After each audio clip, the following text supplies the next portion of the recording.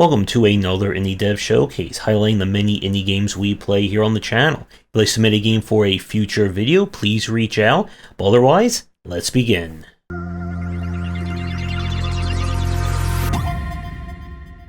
We're beginning this week's showcase with What the Car, the entirely accurate sequel to What the Golf. If you missed the first game, this is a game that's all about driving that has nothing to do with said driving. Each one of the many different stages will have you going on some wacky obstacle course, using your car's feet, stilts, giraffe, soccer balls, and more, in order to get from beginning to end. Like the first game, there's a variety of levels, bonuses, secrets to find, and of course a lot of challenge if you want to look for everything in it.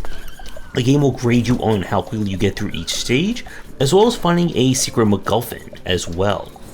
And I would say that this one is a bit harder than the first game.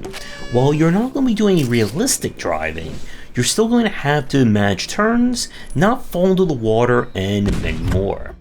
I do really love the variety of levels in this one, and it has the same wacky aesthetic as the first. If you somehow missed this series and looking for a very weird and exciting time, I would give this one a try, and if you did miss What the Golf, then definitely check that one out as well. Now we switch over to Mandragoria. The footage you're seeing is taken from the demo that we play and may not represent the retail release that came out of April 2025. This is an action RPG, kind of the kind of side-scrolling Souls-like that we saw from something along the lines of Salt and Sanctuary and that particular style. It is a dark fantasy world. Monsters and other things roam the land, and you are the lone hero who must hack, slash, shoot, and of course jump around in order to save the day. Our gameplay here is a definitely more like realized take on an action RPG. You can build your character out of different classes that will vary in terms of melee, range, and spellcasting.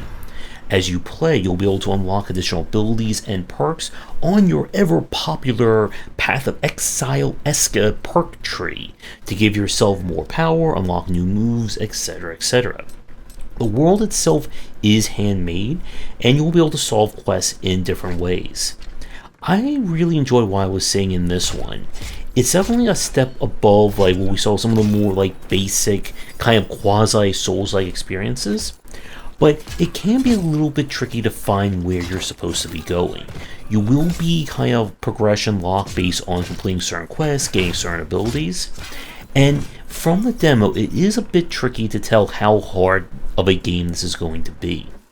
If you are familiar with 2D action adventure, you should be more than capable of handling this one, but still a very solid experience from what we played. So if you're in the mood for some 2D side-scrolling soul-slinging action, I would definitely trial the demo, and of course be sure to look at the main game. And we go to some a little bit more happy and bright with the demo for Kelp Keeper. This is an arcade kind of bullet hell-ish style title. You play an otter trying to keep the ocean clean, and also get a snack along the way. The gameplay here is about high score chasing. Your mission is to grab anything that is in red that you can then eat on the surface for a snack, recovering your health, and of course getting one step closer to completing the wave. However, every time you grab something, your kind of grip meter begins to decay, and in order to score the highest scores and get bonuses based on how much of a combo you build up, you need to grab as many things as you can without getting hit, and then make it to the surface in order to snack on them to lock in those bonuses. So it's one of those games that is definitely going to be easy to learn, but definitely challenging to master. So the demo we played is again meant to be more on the basic side, and this is going to be more of a arcade score chaser rather than a super lengthy experience. But it's still a very novel take on this kind of design. So if you love the undersea world like bullet hell and have some scores to chase, I would give this demo a try and check out the main game. And now we go to SomnaBuster. This is the demo that we checked out. The main game has already been released. This is a 2D action adventure. You play a woman who after one troublesome day seems to wake up in a magical world with no memory as to how she got there. And armed with a broom, she is going to have to bounce, jump, beat up enemies, and explore this strange land.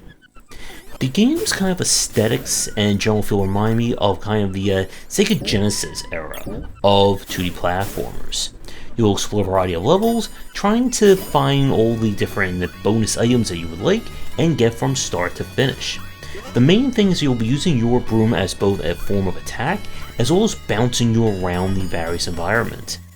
The demo itself only got us to see like a few levels in it, so it's hard to tell just how much more advanced or challenging the main game is going to get, but it seems like a very solid time if you are a fan of 2D platformers.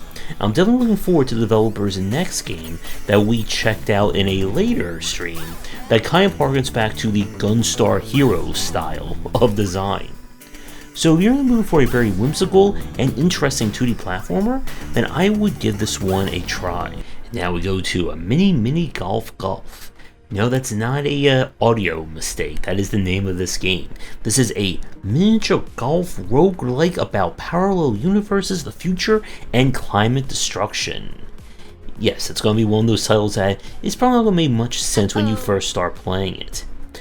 In this one, you are playing an arcade style of miniature golf as essentially the guides to learn about the end of the world and the future that goes with it. Now, this one can be, I think, very much hit or miss. There's a lot of story narration that goes with it, but you're only going to be able to really see that by keep playing the miniature golf portions. And the mini golf here is again like the physics style, so you need to figure out how hard to hit the ball and try to get in there without going over. And if you fail, you have to restart kind of like the whole section over again. So this one is probably not going to be for everyone. I'm not a fan of kind of like the physics style of mini golf, so the gameplay didn't quite work, but it's still a very original and kind of high concept game. So if you like your games to be a bit on the weird side and you don't mind mini golf, I would give this one a try and see if it will work for you.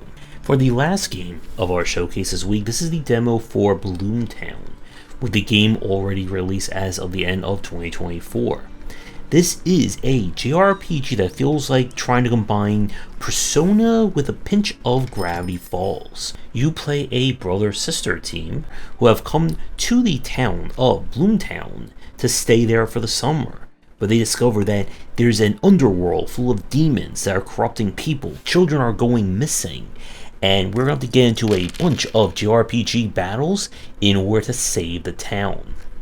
Our gameplay here is a mix of exploring the town, completing a variety of jobs, upgrading your stats, and so on, and then going into dungeons, fighting monsters, and also kind of in the Persona style, collecting different creatures who you can then summon into battle with different strengths, weaknesses, etc., etc.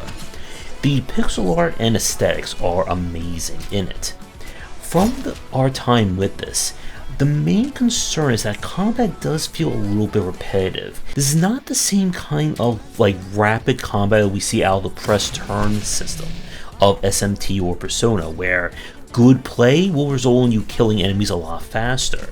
And it felt like you have to spend a lot of time whittling down enemies, focusing on ailments and debuffs, and dealing with them just like having lots and lots of health. Now some of that can be, adjusted by having strong enough characters, or just overwhelming them with a specific build. But it's hard to tell just how much there will be with build variety or tactics that you can exploit in the main game. So I would give this one a try and see if it works for you. And at some point maybe we'll give the full game a look and see how it all developed. And another showcase comes to an end. Let me tell you your game for a future stream and showcase. Please get in touch. Let me know what you think about these games as well.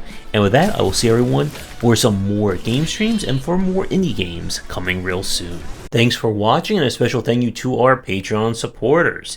If you enjoyed the video, do the YouTubing stuff, be sure to visit our Discord and Patreon, and you're interested in more in my thoughts on design, check out my game design books.